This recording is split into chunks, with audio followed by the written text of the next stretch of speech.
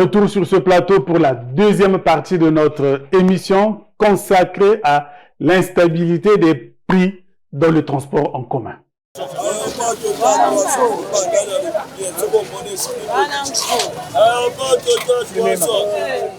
Le prix du transport en commun à Brazzaville donne du fil à retordre aux usagers. Sur certains axes de la capitale congolaise, notamment Mazala, Maïté et Mapassi, les prix varient désormais entre 200 et 400 francs CFA, selon l'humeur du chauffeur ou du contrôleur. Ce matin, je n'ai que 500 francs pour aller à Total.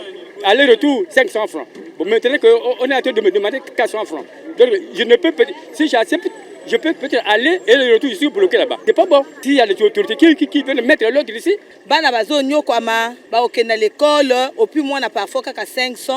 Les enfants souffrent. Avec 500 francs CFA, il devient difficile pour les écoliers de se déplacer. Ces conducteurs de bus font subir le calvaire aux populations, surtout nous les mamans. Le prix unitaire du transport en commun sur la plupart des trajets conduisant dans les quartiers populaires est fixé jusqu'à 500 francs CFA. Une augmentation du prix de la course justifiée par la pénurie régulière de carburant à Brazzaville. C'est un problème de gasoil. Le bidon de gasoil s'est augmenté. C'est maintenant presque 18 000, 19 000. C'était à 13 500, 15 000. Donc, mais maintenant là, c'est 18 000, parfois 20 000. Donc, c'est pour cela qu'il y a un problème de transport. Si on revoit au rabais le prix du carburant, celui du transport va également s'améliorer. L'ordre doit être rétabli par les autorités.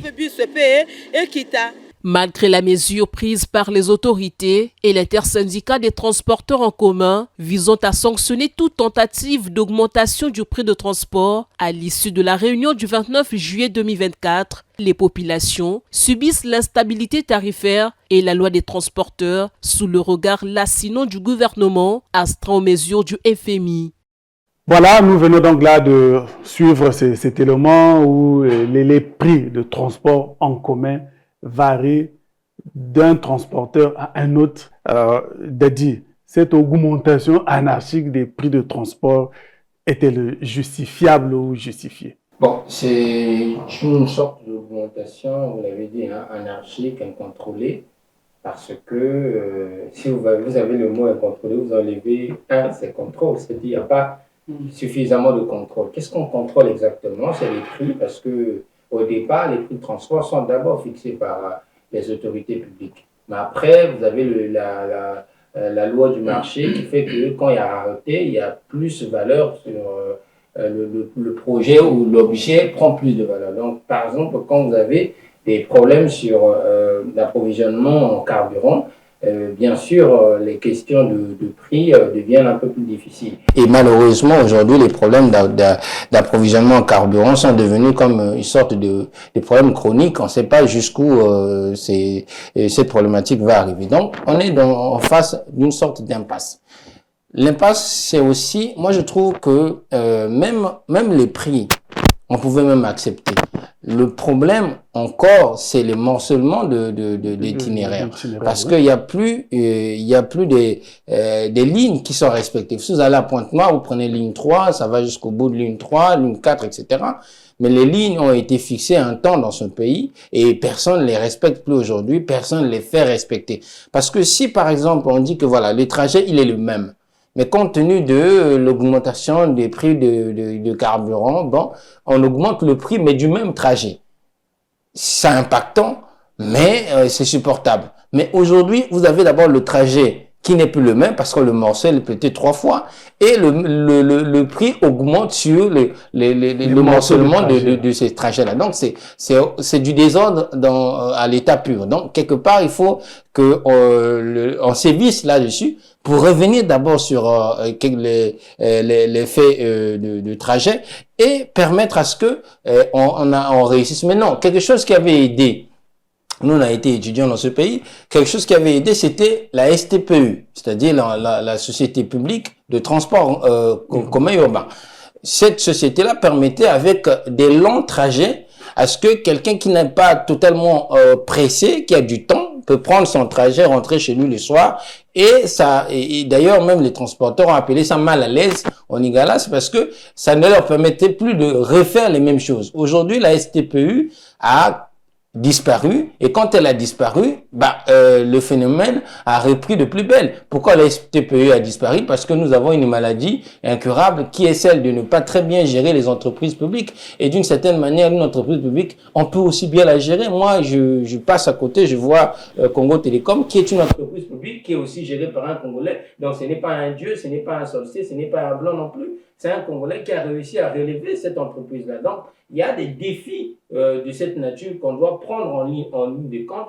Et quand on réussit à bien gérer cela, ça permet à ce qu'on puisse baisser un peu la pression qu'il y a sur... Parce que vous savez, un transport trop cher, c'est le pouvoir d'achat du Congolais qui est impacté. Quand le pouvoir d'achat du Congolais, si on va dans d'autres cieux, si les gens ont réussi à faire développer leur pays, parce qu'il y a certains nécessaires qu'on a réussi à mettre un peu à un prix modique que tout le monde puisse se défendre, le transport, le logement, par exemple la nutrition. Ce sont des choses nécessaires auxquelles les gens ont accès et qui leur permettent d'être au point pour travailler et faire développer le pays. Ok. Albert, aujourd'hui, le retour où une entreprise publique de transport serait-elle une occasion, une aubaine pour soulager les peines de population sur les prix? Sur ce point-là, je suis un peu distant en disant de l'entendement d'ensemble. Moi, je pense que j'ai vécu dans des pays où ces choses-là sont faites comme ça. Même le privé peut assurer une efficacité de transport parfaitement louable et à des coûts parfaitement maîtrisés. Donc, ce n'est pas parce qu'il s'agit du privé qu'il faut monter n'importe comment, et ce n'est pas parce que c'est le public que ça doit être à l'abandon, moins cher, donnant l'impression d'ailleurs au Congo et aux Congolais que tout ce qui relève du public est par définition de mauvaise qualité, de bas coût, et donc d'efficacité moindre. Non, il faut faire monter tout cela vers l'excellence ensemble, aussi bien le privé que le public. Donc voilà, ce qu'il faut, ce n'est pas forcément le public seulement, c'est d'abord les transports. Puis vous savez, une des choses que nous sommes un pays à relents marxiste, et donc nous sommes restés dans cette hypothèse que ce qui est commun est mieux que ce qui est, j'allais dire, particulier. C'est possible aussi, vu le pouvoir d'achat de nos populations, mais je vous assure qu'il est possible également de trouver... j'ai vécu dans un petit village d'Europe où, la mairie, c'était là où j'étais, et il fallait une quinzaine de kilomètres pour aller à l'hôpital, en zone de montagne en plus. Mais l'hôpital, on n'y allait pas à pied, on n'y allait pas en bus de l'État, il y avait un service particulier, privé, qui prenait tous les malades et tous ceux qui se rendaient à l'hôpital à heures régulières, les rendaient, les prenaient, et ça n'a jamais posé de problème. Donc, et le coût était abordable. Et le coût était abordable. Le ticket était Donc, ce que je veux dire, c'est que nous sommes ici dans un pays où nous ne cherchons pas d'abord l'efficacité, nous cherchons le profit. Or, ce profit, nous le cherchons partout. Donc, le transporteur qui vous met 15 passagers au lieu de 6 dans son véhicule, il recherche évidemment le bénéfice. Le pompiste qui vous ajoute 2000 francs au bidon pour vous remplir le jerrycan, lui aussi cherche le policier qui vous arrête en chemin, même le policier, service public par excellence. Il vous dit, parfois sous des arguments tout à fait normaux, dit voilà, vous êtes en surcharge, vous avez vos pneus dégonflés, vous n'avez pas le feu arrière qui fonctionne, mais bon, voilà, pour cela, viens ici à côté, tu donnes 12 000 francs. Ça, ce sont des choses qui alourdissent la machine et rendent inefficace tout service public, quel qu'il soit. Oui, et voilà, nous constatons que ce phénomène d'augmentation anarchique de prix ou de morcellement, finalement, les pouvoirs publics restent toujours absents et sont toujours incapables de faire quoi que ce soit. Oui, en tout cas absent et puis on va dire manque de politique adéquate dans la gestion de ce secteur, alors que c'est un secteur qui attire de plus en plus les jeunes désœuvrés de notre société congolaise. Déjà, il y a la difficulté d'obtention du carburant, le réseau routier qui se dégrade donc du jour au jour, surtout avec les pluies récemment abondantes dans notre ville capitale. Mais ce qui a conduit tout de suite l'augmentation des prix, comme je le dis, c'est ce manque de suivi des pouvoirs publics, déjà même l'intersyndical incompétent dans la gestion de ces administrés. Donc il s'agit là des bus de transport commun qui n'arrivent pas à c'est géré par des tierces personnes, et ceux-là, ils attendent des recettes auprès de ces jeunes donc qui travaillent à longueur de journée dans ces bus, ce qui fait que bon, ils décident comme ils veulent, alors que moi je me souviens au départ vers les années 2000, il y avait la municipalité avait instauré un système d'itinéraire. Donc quoi que vous fassiez, quoi que vous allez à une distance donnée, vous payez 150 francs, donc le coût normal de l'itinéraire, et la course des taxis revenait à 700 francs. Aujourd'hui, on a comme l'impression que les Congolais ne maîtrisent plus, ne connaissent plus leurs droits, et donc ils se laissent faire, ils se laissent emporter, et de gauche à droite dans cette offre, dans cette loi de l'offre entre la demande et ce que mon confrère parlait tout à l'heure, dès que le bus arrive à l'arrêt, il constate qu'il y a flou, il y a beaucoup de clients. Non, il exagère. Donc, il y a de l'exagération dans ses propositions de prix. Il dit, bon, écoutez, je vais à telle distance seulement payer 300 ou payer 500. Et bon, comme vous êtes pressé, vous n'en pouvez pas. Si, par exemple, vous avez une situation que vous voulez vite résoudre, vous êtes obligé de rentrer et hop, voilà, on va dire comme dans cette anarchie totale dans ce secteur, alors que l'État pouvait prendre des mesures pour dire des décisions fermes, pour dire que non, quoi que vous fassiez, telle distance, tel itinéraire, 150 francs, et voilà, ça allait toujours marcher. Mais est-ce que l'État a les moyens pour faire respecter ce genre d'instructions? Parce qu'on se rappelle, vous l'avez rappelé, c'était la mairie avait pris cette initiative d'imposer des itinéraires, mais on s'est rendu compte que personne n'a pu respecter. Est-ce que l'État dispose encore des moyens pour se faire respecter ou faire imposer sa volonté? Oui, l'État a des moyens. L'État a toujours des moyens à imposer sa volonté, parce que récemment, il y a eu dans certains arrondissements, nous avons vu certains commissaires de police qui venaient justement pour voir si réellement certains contrôleurs respectaient les prix selon les itinéraires.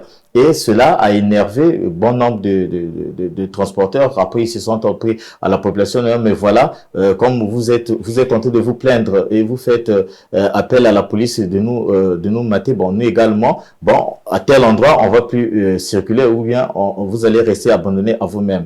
Et entre-temps aussi, le manque donc de ces transports en commun, les mal à l'aise, les bus de STPU, ce qui fait que la population souffre. Or, si la société était encore là, existante, peut-être cela aussi ne pouvait pas, on pouvait pas vraiment en arriver là, parce que vous imaginez quelqu'un qui quitte par exemple la gare, par exemple, pour Ngangolo, il paye 150, et aller même dans certains coins, par exemple au marché total, vous allez voir des gens, des citoyens qui attendent uniquement le bus mal à l'aise. Et pourtant, bien, il y a bien des bus de transport en commun, donc des particuliers, des citoyens qui sont là en train de charger à 150 ou à 200, mais non, ils en prennent pas, ils préfèrent attendre le bus mal à l'aise pour arriver à bon port. Bon, donc vous imaginez un peu dans cet esprit, l'État, vraiment, moi je pense que il lui manque pas de moyens, mais si il peut appliquer, on peut en venir à la décision de départ, à la case de départ où vraiment les itinéraires sont respectés à coup bas.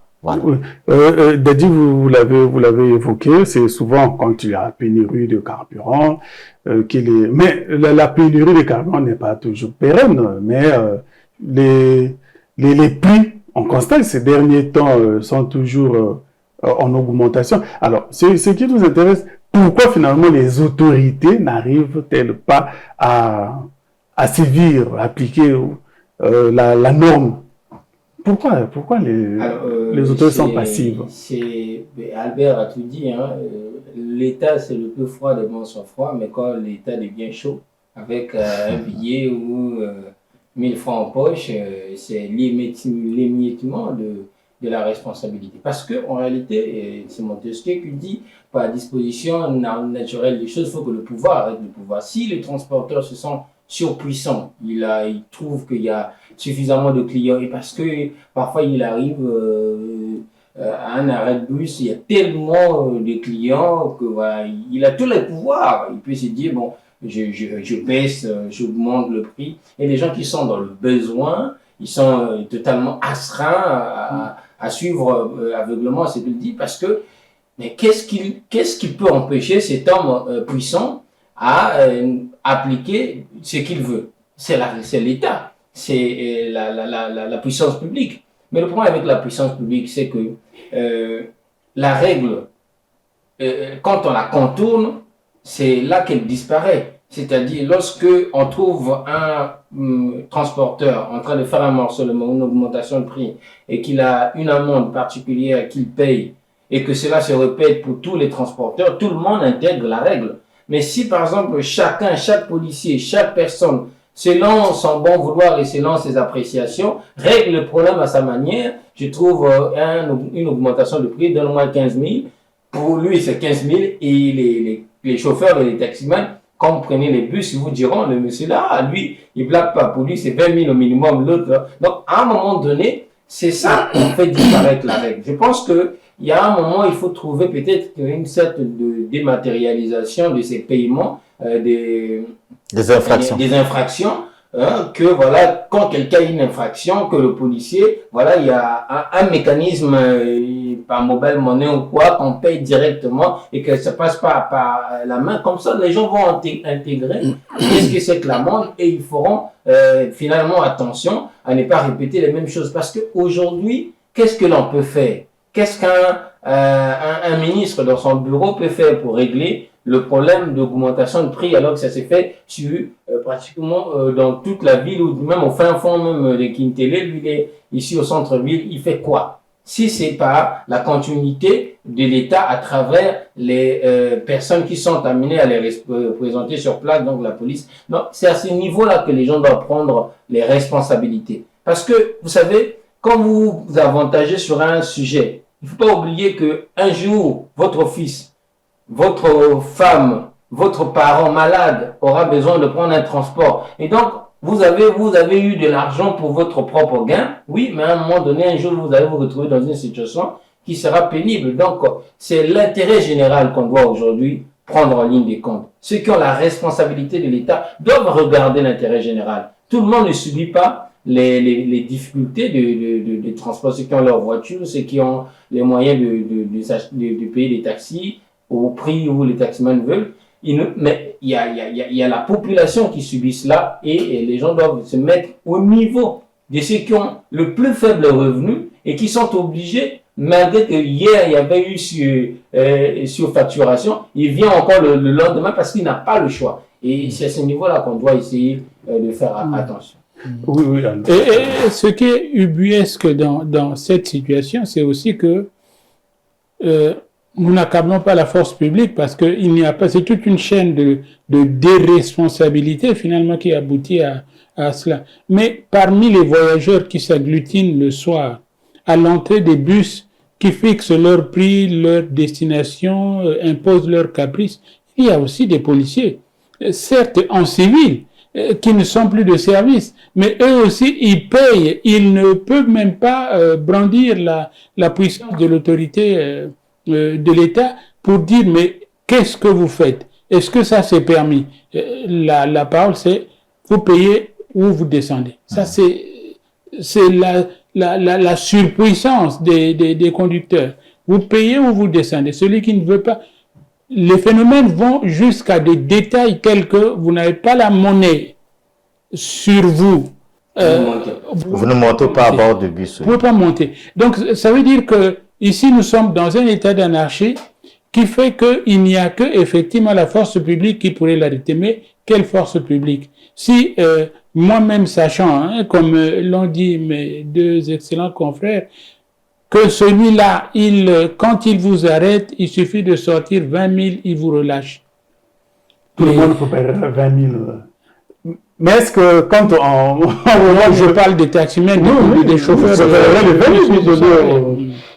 aux policiers qui paraît un peu coriace. Mais est-ce que quand nous regardons ce phénomène, peut-on penser que les pouvoirs publics ont la volonté de lutter contre ce phénomène? Est-ce que finalement, le Congo ira comme ça là, jusqu'à ce que chacun, on ne sait pas jusqu'où ça Posons-nous la question et répondons-y tous. Parce que finalement, nous disons les pouvoirs publics, l'autorité, etc. Mais c'est qui? Comme je vous donnais l'exemple du policier qui, en fin de service, va rejoindre son domicile en prenant un bus, l'État, c'est aussi quand même composé d'êtres de chair et d'os qui, le soir, ont un foyer, une famille, etc., où ces choses-là sont discutées. Et donc, le fonctionnaire qui est du haut de son bureau au perché, sous la climatisation, toute la journée a pu faire fi des problèmes que subissent les autres, et bien le soir, il les retrouve ou dans le récit ou dans la réalité de son propre quartier. Ouais. Donc, voilà, c'est ça que je veux dire. Bon, nous n'attendrons pas ici, nous n'attendrons pas l'arrivée du Saint-Esprit pour résoudre ces problèmes. Ce sont des problèmes qui se posent, qui se portent à chacun des nœuds, à chacun des carrefours de la responsabilité. Les syndicats sont là pour revendiquer les droits qui sont les leurs, mais il y a aussi une association de transporteurs. Je crois que nous avons un jour débattu autour de cette table avec un président de l'association des consommateurs. Et donc, ce genre de choses décuplées, il n'y a pas que les distances qui se morcellent. On peut aussi morceler l'autorité et la rassembler au bout et retrouver donc une force de conviction. Ok, ça c'est ce que propose Albert, oui, et Evrad. Oui, attendons de voir dans les prochains jours ce que le gouvernement va décider parce que on parle déjà de la relance, bientôt encore imminente de la société STPU. Donc, c'est peut-être pour pallier justement à ces difficultés des populations qui souffrent dans les grandes villes, par exemple Brazzaville et Pointe-Noire. Bon, encore là, il faut que ça urge. C'est ça la grande question. Il faut que ça urge. Il ne faudrait plus qu'on revienne à la case de départ une fois que la société est relancée. Et puis, voilà, il y a encore grève des agents. Ça ferme ou soit les bus, donc ceux de particuliers, en profitent encore davantage pour tirer le bénéfice auprès de cette population. C'est ça. Oui, Dadi, est-ce que vous sentez la volonté vraiment d'éradiquer cette situation où l'État peut voler au secours des populations pour que la pression ne soit plus forte au niveau du transport? Parce que on a constaté ce phénomène est parti, ça fait déjà beaucoup d'années que nous constatons, et là, ça devient de plus en plus grave, puisque de 200, là, il y a maintenant 250, et d'autres qui payent 300, 400, 500. Est-ce que vraiment, il y aura la pression pourrait-elle retomber un jour? Je pense que déjà, il n'y a pas un gouvernement au monde qui gouverne sans avoir la responsabilité d'améliorer le quotidien de ces populations. Je pense qu'il y a seulement, à un moment donné, les choses nous échappent. On est face à une ville qui, en termes de démographie, grandit. Elle grandit tellement que, comme on n'a pas préparé sa démographie, on n'a pas préparé les dimensions de cette ville-là, on est en face des questions qui, par exemple, en termes de gouverner, c'est prévoir, et comme on n'a pas préparé cela, ces choses-là nous dépassent. Vous allez, par exemple, dans certains quartiers, si vous allez, par exemple, il y a des quartiers qui sont pratiquement inaccessibles. Quand vous arrivez, il faut monter sur des voitures qu'on appelle coller la petite, et voilà, vous payez 500. Et là, il y a quel règlement? Il y a quelle présence de l'État là-dessus? Ça, c'est pas une question de la sécurité, une question d'ordre, mais c'est d'abord une question d'urbanisation qui, justement, doit rentrer en ligne de compte parce que faut faire des voies qui permettent une forme de meilleure accessibilité pour, justement, que les transports puissent arriver. Et aujourd'hui, vous avez, par exemple, le King-Télé qui est pratiquement devenu une partie de Brazzaville et du centre-ville à King-Télé, ça fait des dimensions qui n'existaient pas avant. Donc, il faut repenser en réalité la gestion urbanistique de la ville et surtout la gestion du transport en commun de notre pays. Mais je reviens un peu sur ce qu'Albert nous dit avec sagesse. On ne peut pas regarder seulement le profit parce qu'un profit qui ne perdure pas dans le temps ne vous permet pas de vous enrichir. C'est-à-dire le transporteur qui pense que aujourd'hui, parce qu'il y a beaucoup de gens, j'augmente les prix, ne règle pas la question de la qualité, ne règle pas la question de la pérennité de son entreprise. Il peut gagner beaucoup d'argent aujourd'hui et demain s'effondrer. La responsabilité publique qui peut dire, bon, voyons d'abord ce qui peut arriver, mais dans le voyant là, on peut arriver où on n'a plus les yeux pour voir quoi que ce soit. Donc, je pense il faut prévoir les choses et quand on a réussi peut-être à commettre l'erreur de ne pas avoir prévu comme il fallait les choses, il faut maintenant essayer d'avoir l'humilité de essayer de rafistoler les choses, ne pas laisser. C'est-à-dire, dans un pays, le mal est jeté comme une sorte d'opprobre sur le gouvernement, le bien est jeté comme une sorte de fleur sur le gouvernement. Donc, chaque fois que nous aurons des questions immaîtrisées, ce sera le gouvernement qui en sera responsable. Chaque fois qu'il y aura des questions maîtrisées, ce sera le gouvernement qui en bénéficiera. Donc, c'est à eux de voir dans chaque domaine, de ne pas abandonner un domaine particulier, de tout embrasser pour faire en sorte que chaque fois, on puisse tresser le laurier du gouvernement, que les questions soient plus ou moins réglées. Ok, merci beaucoup. Sur ce problème, il faut retenir que chacun devrait vraiment être responsable. Le gouvernement doit tout faire pour appliquer pour faire respecter les directives et que tous les citoyens respectent les normes, puisque les prix de transport sont fixés par une loi et chacun est appelé à respecter ces lois. Nous sommes donc arrivés à la fin de notre émission. Merci de nous avoir suivis. Restez en compagnie des programmes de Vox TV. Au revoir à tous. À dimanche prochain.